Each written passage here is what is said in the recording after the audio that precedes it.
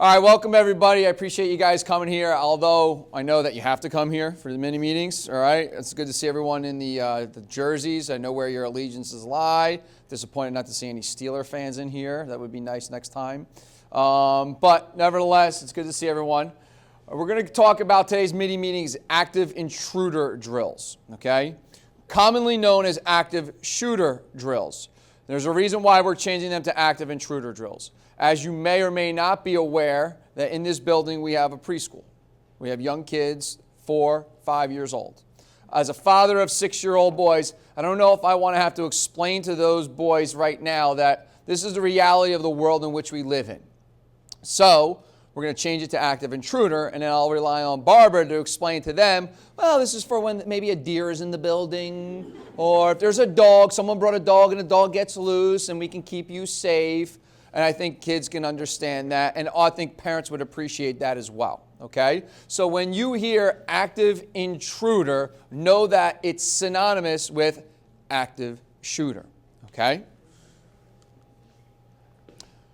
Response to active shooters. What we're going to do is go over, we're doing drills differently. I'm going to explain for you the reasons why we're doing drills differently, all right? So your common reaction to a lockdown is going to completely change starting this year. And the reason why it's going to change is because of these facts. Average response time by police is 5 to 6 minutes to a call from 911 for an active shooter. It's 5 to 6 minutes. But the average duration of an active shooter incident is 3 to 4 minutes. So that tells us that the damage is already done by the time the police show up. Okay? So with that being said, 3 to 4 minutes, it's done. We want to train you to respond differently, okay? Now, all this information that I just gave you came from case studies and incidents that we've had, unfortunately, in our country for the last 10 years, okay? And some of them are more memorable and notable than the others, all right? And one of them, Columbine High School, 1999. Many lessons learned, okay, in that, all right? But one of them, I'm going to play for you in an audio, but then refer to a map.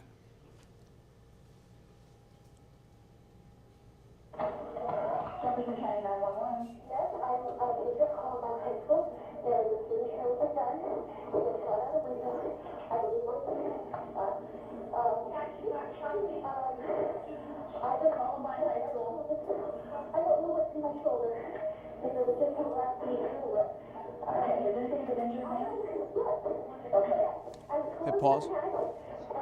Pause. And stop right there. Okay. Now, this is a 5-minute clip.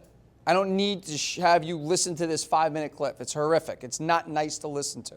Okay? But what I want you to focus on is 5 minutes and 23 seconds. Okay?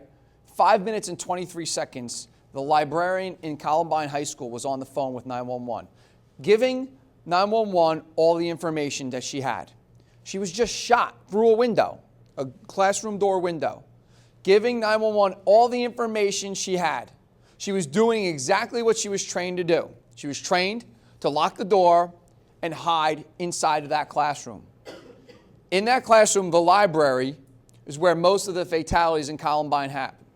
All right, 12 kids total dead, 10 in that library, okay? This graph here shows you the approximate locations, okay? It's hard for you to see. However, you have 10 scattered about in here. Take a note of this. This green, that's grass. The shooter enters this door. That librarian, what took 5 minutes to be on the phone with 911, she could have been out with those kids in 50 seconds, okay? She could have evacuated the entire library in 50 seconds. But she was doing what she was trained to do, which was lock the door, stay, and wait for help, okay?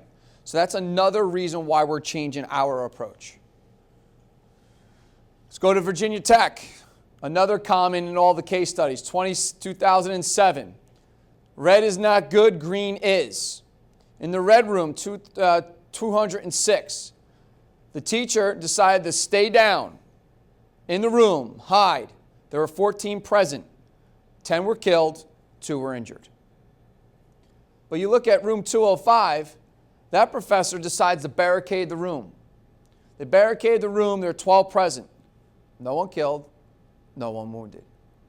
In this room right here, barricade and jumped. It's a second-story school building.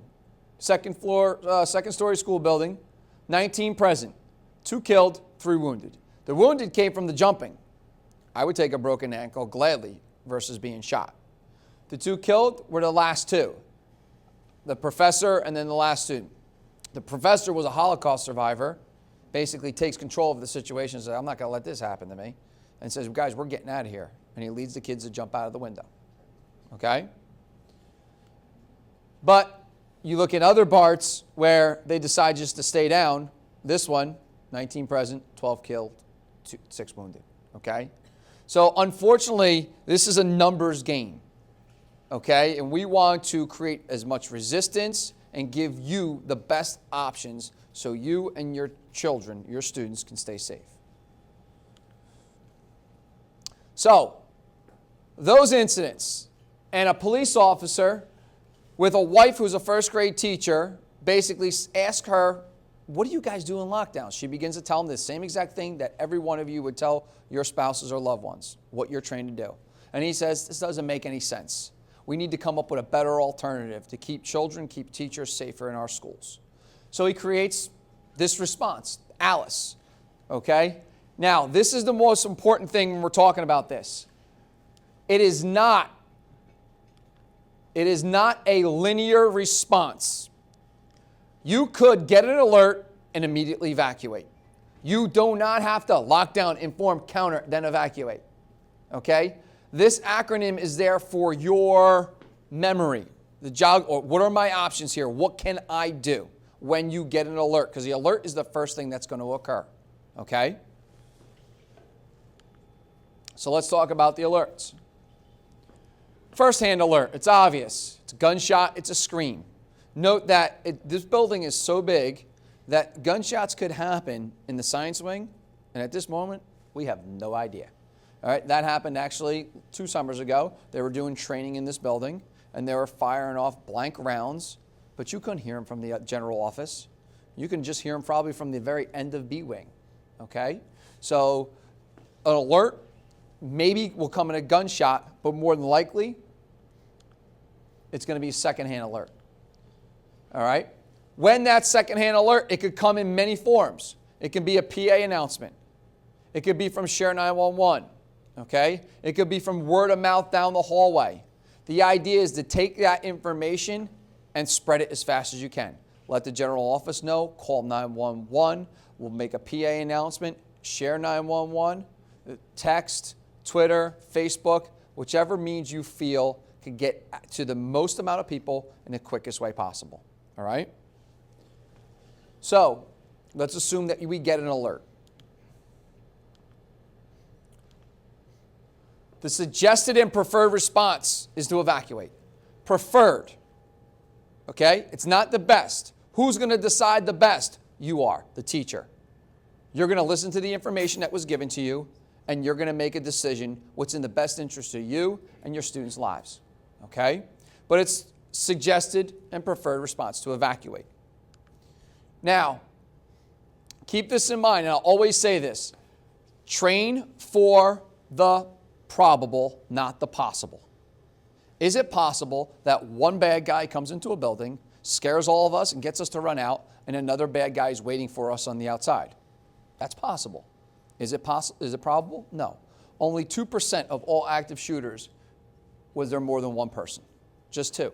So 98% chance it's just one person.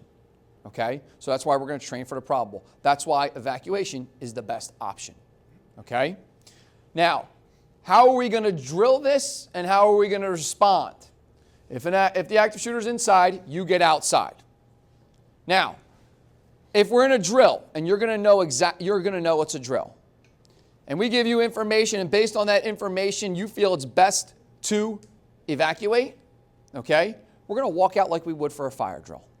Now, the Alice instructor said, well, you need to really train, and you got to run out of that building. I don't know if I want to do that with 1,600 people okay, on a drill, and then have kids get hurt during a drill. Next thing you know, this method, which I believe is in the best interest of you and your lives and our students' lives, is in jeopardy because of a lawsuit or something like that, okay? So we're going to walk out of the building if it's a drill.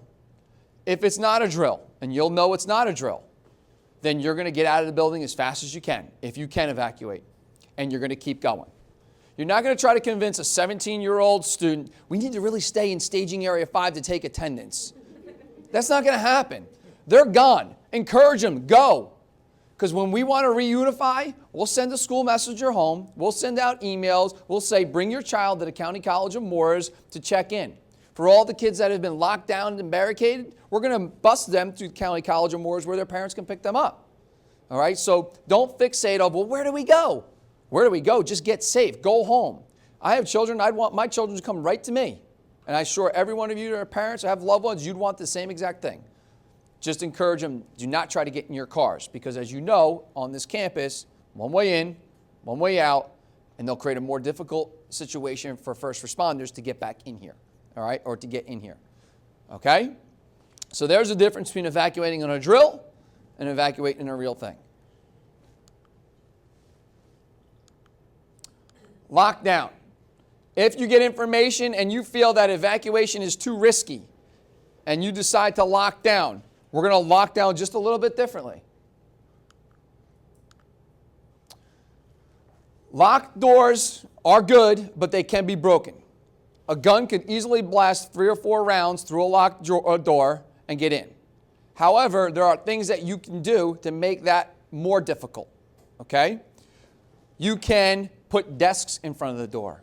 You can build a mound of student desks in front of a door. You could put cabinets in front of the door. You could also, and I'll demonstrate later, you could take a belt. How many people are wearing a belt right now? Okay, so assume that this was a class. I have 5 or 6 belts. You can take the belt and wrap it around the hinge and come to the side and hold it real tight.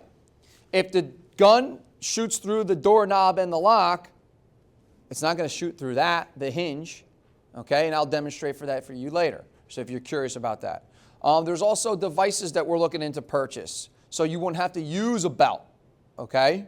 But the point is, create more obstacles. More obstacles may encourage the active intruder to go to the next desired target, gives our first responders more time to get here, all right?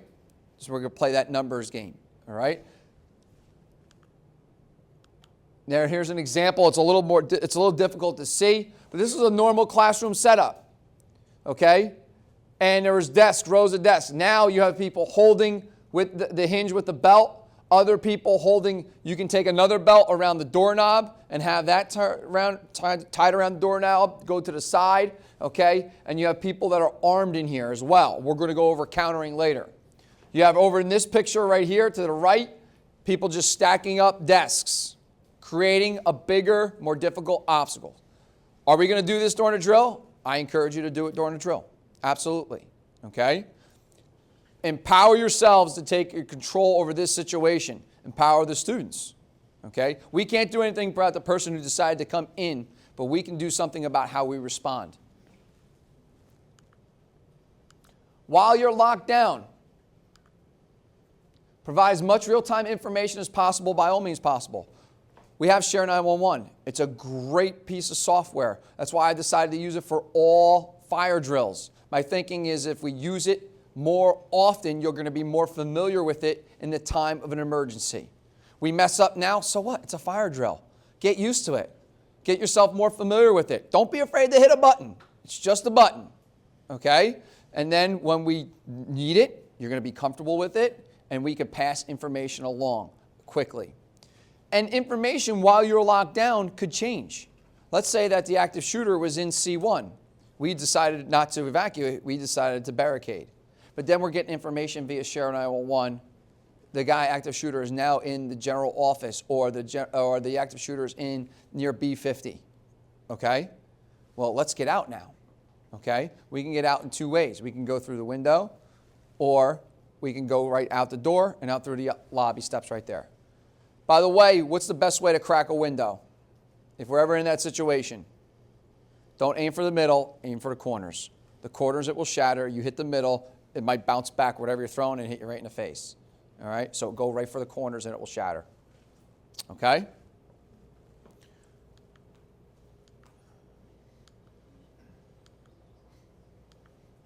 Counter. You can survive contact with an armed intruder. You may not feel comfortable with this, okay? And I certainly understand. And the beauty of this trained response system is that you have that power to make that decision, okay? But a point that I want to make to you, it's in this stat. Police have to qualify 6 times a year with their firearm. They're highly skilled.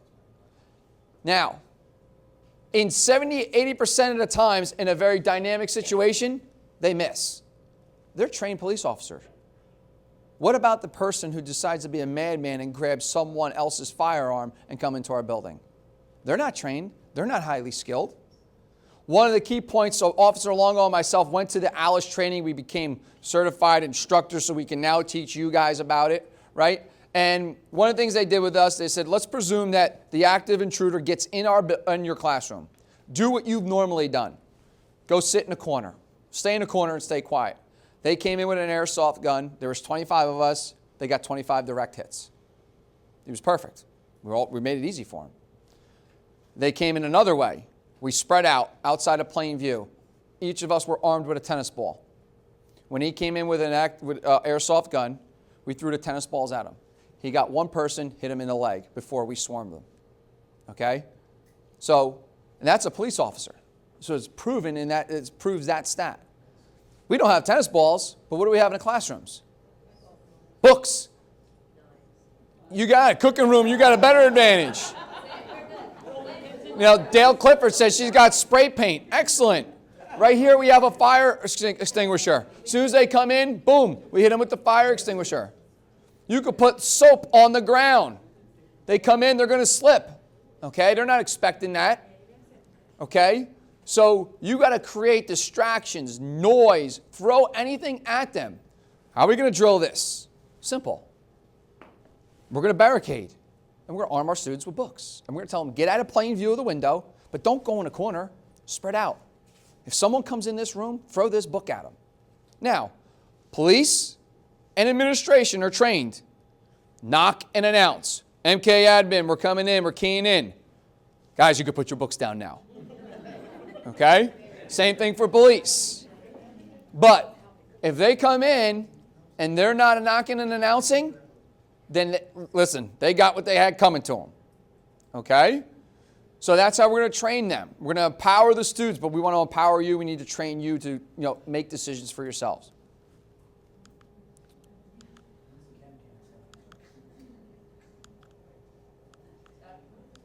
Okay. Active shooter procedures. This link right here, which I'm going to share this slides presentation with all of you, all right, has our emergency manual, which you were given in the beginning of the year. But now you have the electronic copy as well, okay?